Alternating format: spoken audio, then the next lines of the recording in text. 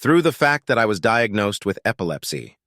In my childhood, my parents abandoned me, but when I grew up, they asked me for money. At the age of 7, I was diagnosed with seizures, which was a significant challenge for my family.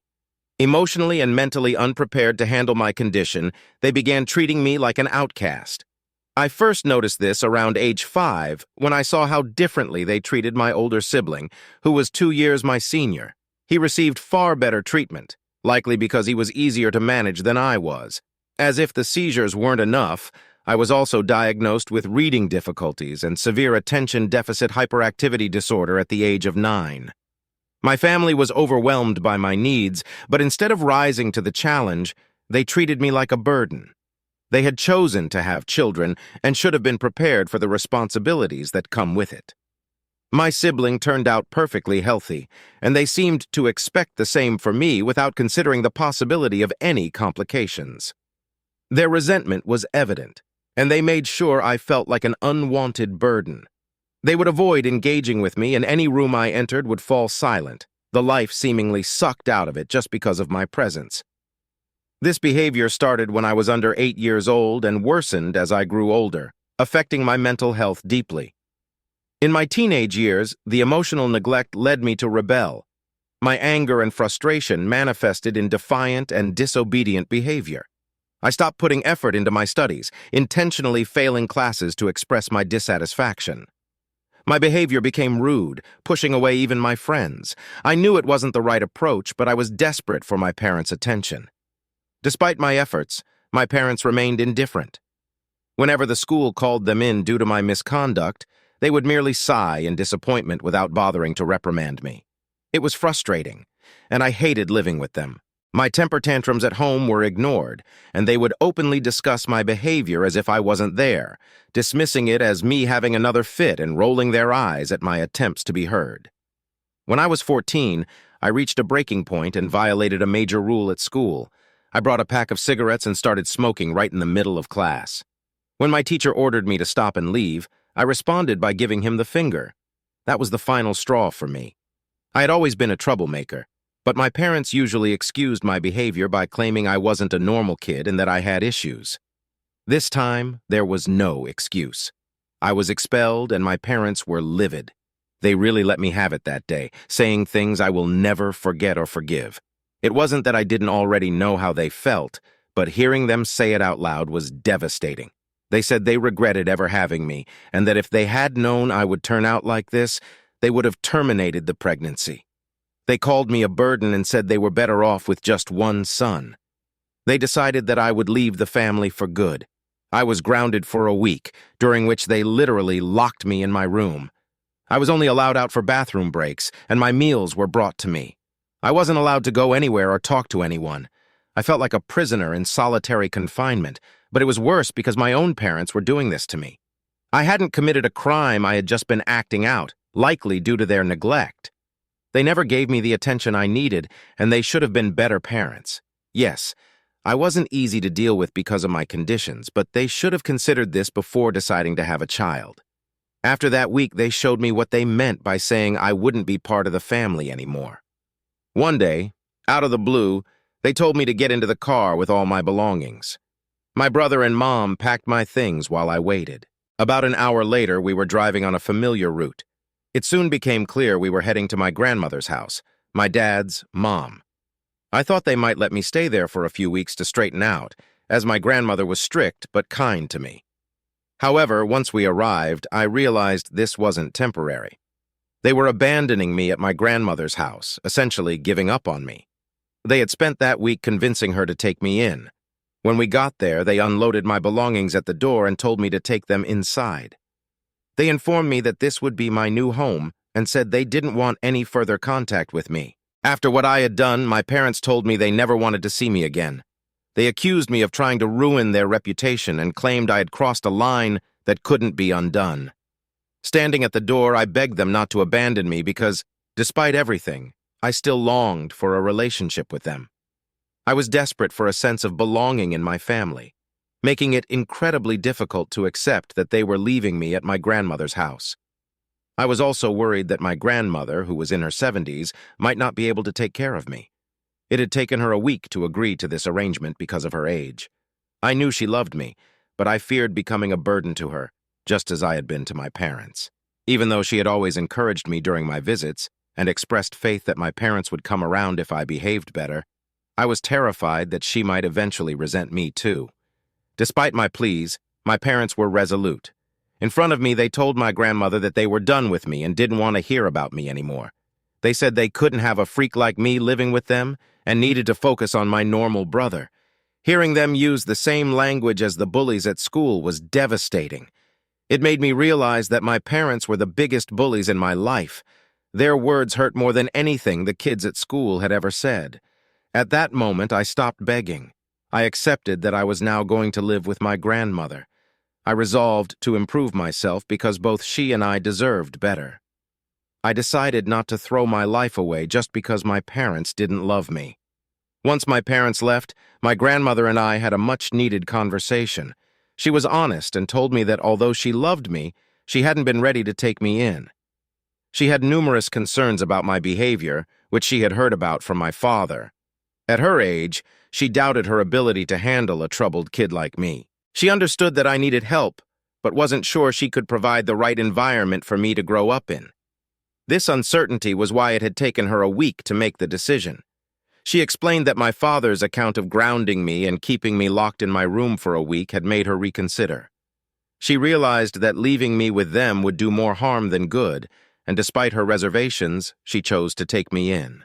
While thinking about what to do, my grandmother concluded that her son was not the right kind of parent to raise me. She apologized for not intervening earlier since she also had to consider her own situation. Being a widow with limited resources, she was unsure if taking me in was the right thing to do.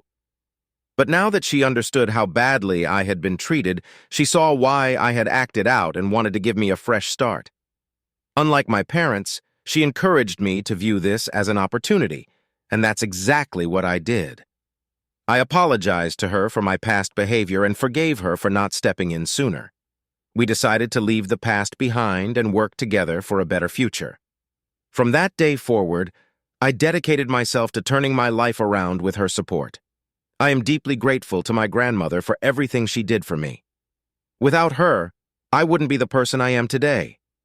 After moving in with her, I made a conscious effort to improve in all areas of my life. She supported me, providing the environment I needed to excel. She found the right tutors to help me with my academics and enrolled me in a private school, ensuring that everyone there understood my unique needs. Unlike my parents, she didn't use my conditions as an excuse, but as a reason to provide me with the necessary help. This support allowed me to graduate with good grades and attend college like any other student. For that, I owe everything to my grandmother. My parents continued to visit my grandmother occasionally, but avoided seeing me. Whenever they came over, I would leave the house and only return once they had gone. Neither they nor I seemed to care about this arrangement. This went on for a couple of years until my grandmother had a major argument with them. She told them they were terrible parents for not trying to communicate with me, especially when I was doing better and they had a reason to apologize for their past behavior. They refused to acknowledge their mistakes and continued to act as if they were perfect parents and I was just a bad kid. They called me a rotten apple and a freak once more, which infuriated my grandmother. She told them never to come back, and they stuck to it. Their egos prevented them from admitting they had failed me as parents, which is why I turned out the way I did at 14. For nearly 10 years, my grandmother and I had no contact with my parents, acting as if they didn't exist. During this time, I achieved many milestones, but my parents never reached out to me. Despite being active on social media and not blocking them, they chose not to contact me. Only now have they reached out, and it's because my grandmother passed away a couple of months ago. Losing my grandmother was incredibly difficult, as she was the only person who had truly supported me. Even though we hadn't lived together for the past few years, with me moving out for college and later getting my own place, she remained my rock and support system. Life without her has been challenging, and I was still grieving when my parents reached out. Less than half a year after her passing, they appeared at my door, demanding a share of my inheritance. They claimed they needed my help to fix a mess my supposedly perfect brother had made. They visited me a few days ago without my brother, which was unusual since he always accompanied them before. I decided to speak with them, initially thinking they were there to apologize. After some small talk and expressions of sympathy, they quickly got to the point. They revealed that my brother had developed a drug problem in college, which was now affecting his ability to work. They tried to downplay the severity, but it was clear he was in serious trouble and needed help.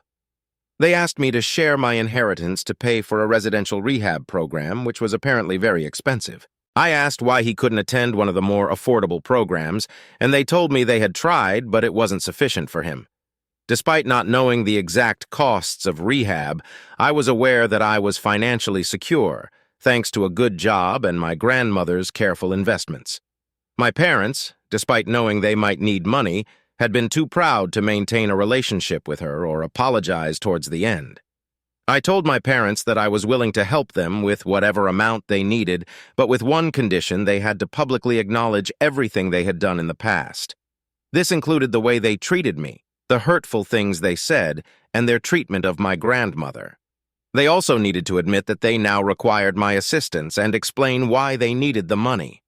My grandmother had always kept things private to avoid drama, but I felt it was necessary for everyone to know the truth, especially since my parents had the audacity to ask for help despite their past behavior. When I laid out my condition, their faces fell.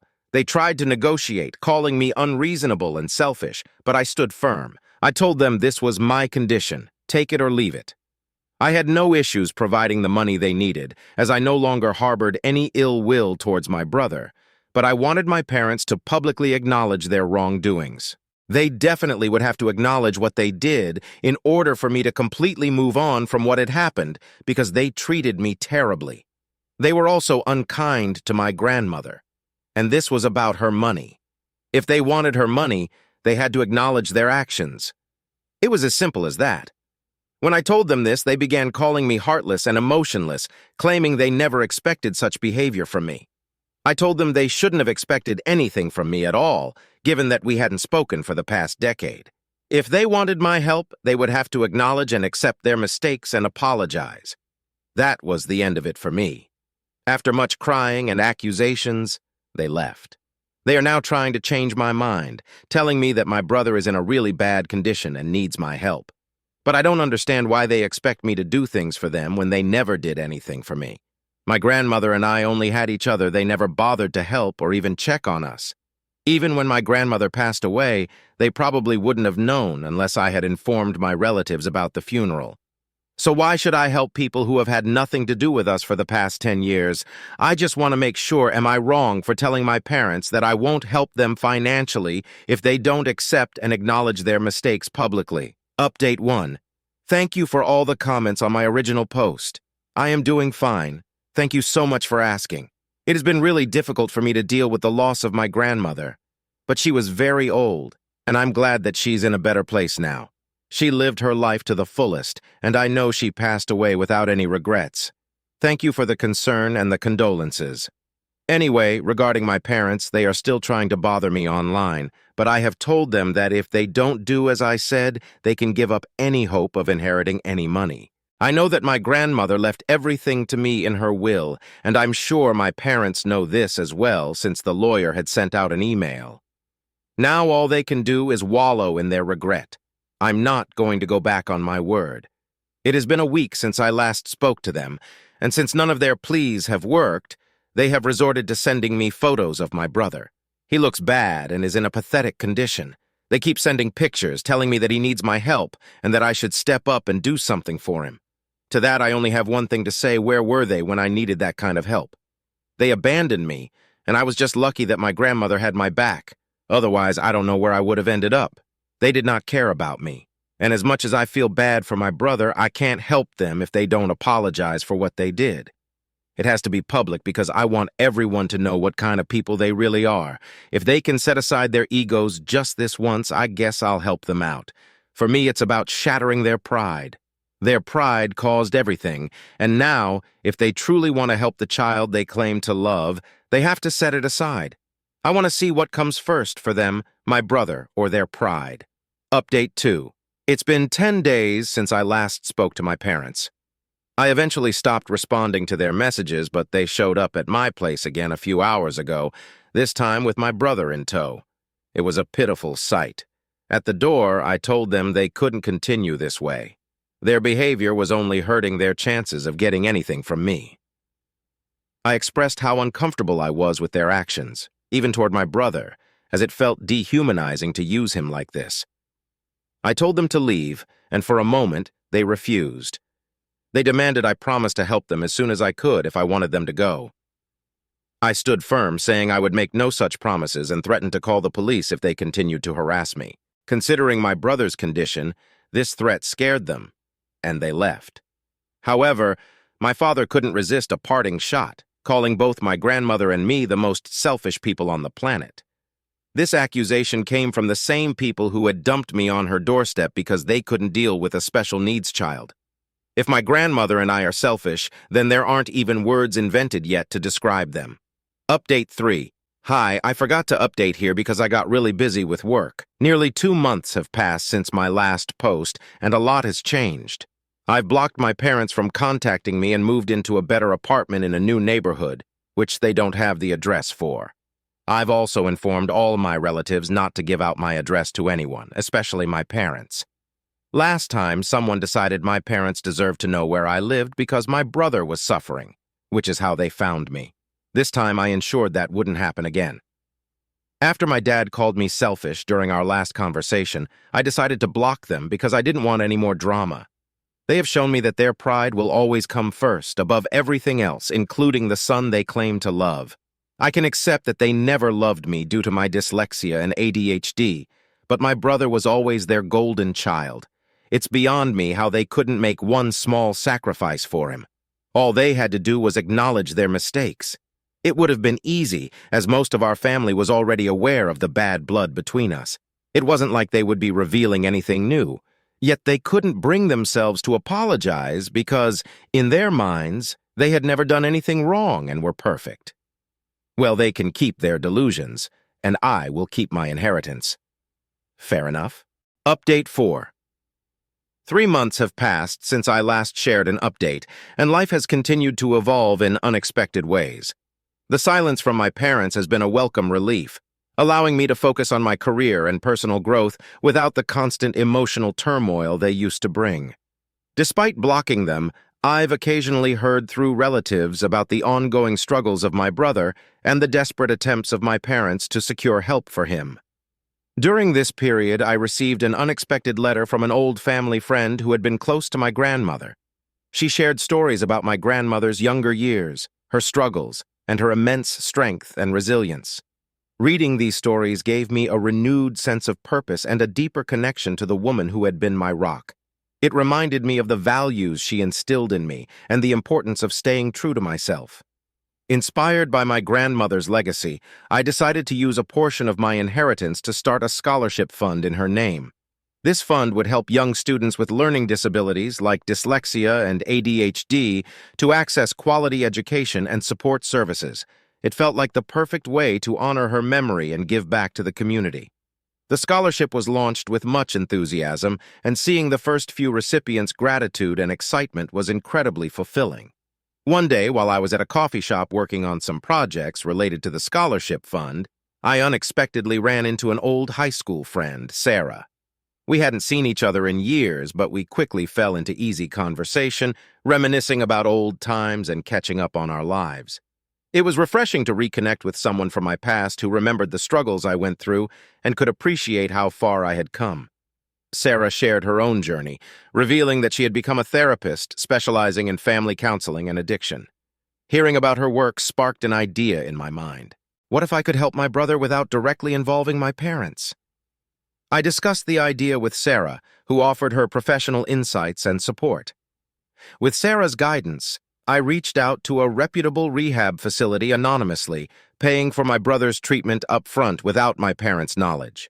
I informed the facility that the support was conditional on my brother voluntarily committing to the program and making genuine efforts towards recovery. I also arranged for a separate counselor to work with him on rebuilding his life post-rehabilitation. I knew my actions might seem contradictory to some, given my firm stance with my parents, but I couldn't help but feel a sense of responsibility towards my brother. After all, he was also a victim of our parents' failures, and despite everything, I wanted to give him a chance to turn his life around. A few weeks later, I received a thank you letter from the rehab facility, informing me that my brother had checked in and was showing promising signs of commitment to his recovery. They assured me of their continuous support and updates on his progress. While I felt a mix of emotions, including apprehension and hope, I was at peace knowing I had done something meaningful. As for my parents, I heard through the grapevine that they were bewildered by my brother's sudden opportunity for rehabilitation and were trying to figure out who had funded it. I chose to remain silent, letting them wonder. It was a small victory, knowing they couldn't claim credit or use this to bolster their egos. With my brother's journey towards recovery underway and the scholarship fund making a positive impact, I felt a renewed sense of purpose. My grandmother's legacy lived on, not only through me, but also through the lives I was able to touch and change for the better. And that, I realized, was the best way to honor her memory and all she had done for me.